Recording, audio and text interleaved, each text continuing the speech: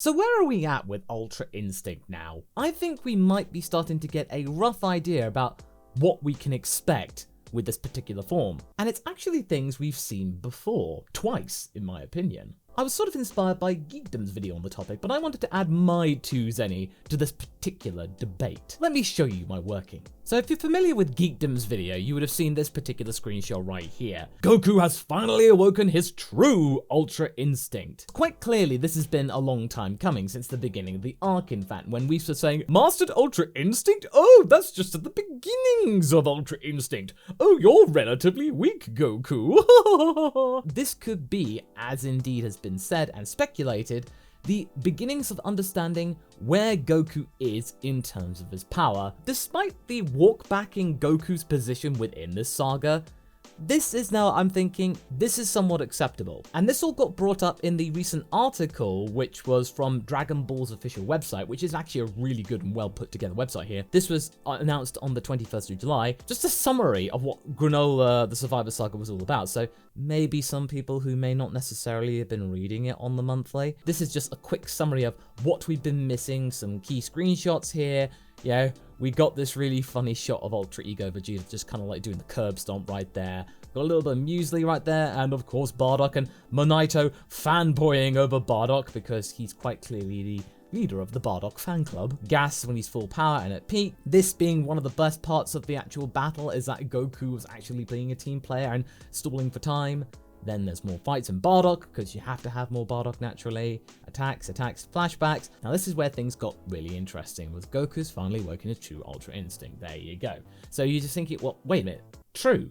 Where have I heard that name before? Well, it was from this fellow right here, True Golden Frieza. It's really adding more fuel to my fire that I believe that we're going to be having a Goku Frieza having a relationship akin to Joker and Batman. One cannot live without the other. They are going to be fighting each other for the rest of their lives, and I don't think that they mind this, because we have true Golden Frieza who is able to overcome the energy and stamina woes of the Golden Frieza that we saw in Resurrection F and the accompanying Super Saga. I think Goku's been having that same problem too with Ultra Instinct, and him finding the true Ultra Instinct, which is true to himself, is quite fascinating. They both had struggles and they've now both overcome it. And what we got was the true Ultra Instinct, which is going to work the best with Goku. This is the one that he can finally start to really adapt and make it more his own. And indeed, as Geekdom alluded to in his video, and what I really subscribe to and I think is kind of true, is something that we will see at the 25th World Martial Arts Tournament when Buu and Goku meet. That form may be a slightly more refined, even more still, of elements of Ultra Instinct in base, because we have seen that before. Goku can use bits of UI in any form. Base, Super Saiyan 2, Super Saiyan Blue, Super Saiyan God, doesn't really matter. It can be just cherry-picked, whatever you may require. In that fight, Goku could easily just use bits of UI against Oob. All he needed to do was just try and provoke any kind of power from the kid, and then boom, there you go. The Golden Frieza is indeed the key to my understanding of where things could go. And I just found this absolutely fascinating. Just the fact that, oh, this is what it's supposed to be. That form, Golden Frieza. But okay, what was the second time you were talking about Masako where we've actually seen this sort of thing before? Goku discovering something that was more unique and special to himself. This particular form of Super Saiyan Blue was a lot more unique to Goku, and I think he's been the only one that has actually been able to master it to the fullest. The idea of Super Saiyan Blue, which, if you remember, just keeps spewing out loads of blue energy all over the place. It's quite inefficient, relatively speaking, but in this particular state, Goku is able to internalize all of that aura which is being spewed out, even though it looks really cool, back into your body. So all of that energy that you're producing, it's all within your body. It's particularly dangerous and precarious, but it does provide you with a stronger version of Super Saiyan Blue. I don't know whether you could say it's stronger than Blue Evolution. It's not really been put into practice, but I would say it's a more efficient and sort of has a better potential than Blue Evolution. Within the Goku Black Saga at the time, it certainly was enough to be able to go up against Fuse Zamasu, and it's something which has not been replicated since with Vegeta, so you could easily say this is something that Goku has and has been able to adapt to his own requirements within a battle. Short and simple, but I just thought I would say it. Frieza found his true interpretation of what the transformation could be. And of course, here in chapter 85, we had the beginnings of true UI being seen. This is the transformation or technique or the state that Goku finds the most accommodating, the most usable. It has elements of UI sign, as well as bits of mastered UI, and other things that he's been able to piece together from different transformations and techniques from the last few years. And as he says, for that Ultra Instinct to work, I need my heart to be calm and tranquil, but in this form, I can put my emotions to work for me. A form of Ultra Instinct that he probably might work with for the longest time to actually perfect and make it ultimately stronger than mastered Ultra Instinct. And what I like about this, though, is that he hasn't fully grasped it yet. He's discovered it, doesn't necessarily mean that he's fully good at it and fully mastered it like he has done in the past. As we saw obviously in chapter 86, we had the whole Susanoo thing come up again, and this was only adaptable, of course, with the I sleep, and then bottom text and real stuff actually goes down. So we see that. And then, of course, this is something that Goku cannot fully tap into just yet, and we naturally have giant spirit Goku, and then ultimately just being yeeted off into space. Goku's still got a ways to go, and that he cannot fully tap into this power and the state of mastered UI. When we get to the point when Goku can fully realize that Susanoo spirit thing in his waking moments, when he's not in mastered UI, that's when we get the peak of Goku's power, and when he's fully mastered Ultra Instinct, instead of just having mastered Ultra Instinct. Now we can actually start to piece together what Goku's journey is going to be in discovering this latent power. Chapter 86 sort of corrected a lot of things that I was really concerned about with Goku's involvement in this saga. He was originally meant to be just a team player, he was relatively in the background, then unfortunately the whole Bardock thing brought him back into play, because we naturally saw that little screenshot right here of Goku, Bardock, and giving Gas those.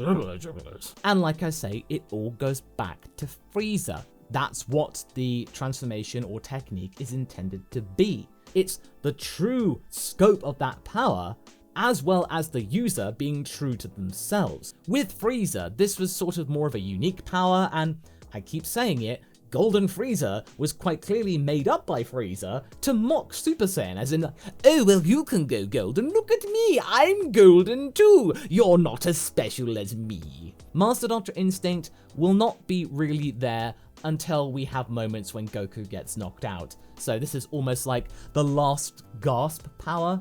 So Goku's not fully in control. Mastered UI is very difficult for Goku to tap into on his own.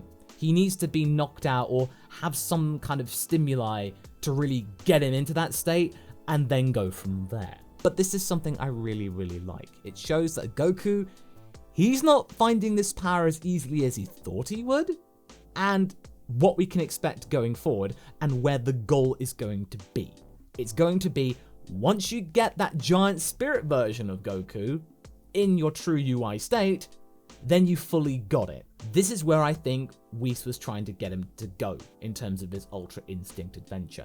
Obviously with Goku's twist, because Goku, we all like to joke, oh, he steals many techniques and makes it their own, but I feel like in this state, it actually might be beneficial for him. Ultra Instinct has never been used with a mortal being before. Brand new undiscovered territory for angels, GODs, and mortals alike. This is a journey for everybody, discovering what you can do when you're not an angel or a GOD or something like that, because Ultra Instinct is clearly the domain of the angels. You have to have had some kind of training in that, because we have to remember here, it's not Saiyan exclusive. Goku may be a Saiyan, but anyone can have Ultra Instinct, even Krillin. This is just going to be something that will be expanded upon in further chapters, and we may get some more explanation in future guides, but I think it's quite clear to see. This is what Goku's going to be tackling in the rest of this arc and the future arcs. What is going to be true UI? What is going to be the final goal? What is going to be the true power set for this technique or transformation or whatever you want to call it. But I still think that Golden Frieza is the linchpin on all of it.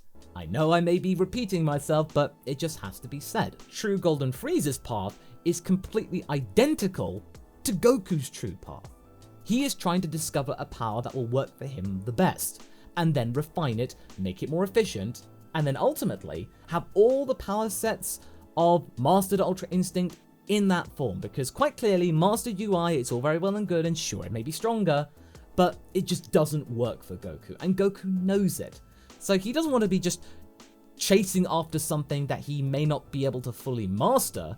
That may be a fool's errand, as many people would actually attest to. It's not the size, mate, it's how you use it. And I think that's what Goku's going for. It may not be the strongest version of UI out there, but if you know how to use the one you got, it may be just as good, if not better. Do you think I might be on the right track with the whole Frieza and Goku thing, and how they may be connected, and having that Joker-Batman dynamic going forward? And this is just sort of cementing it even more, because we're going to have true Golden Frieza and true Ultra Instinct Goku going together. I think that's going to be something really cool. Anyway, hope you enjoyed this video, and have a good rest of your day, folks. See you around.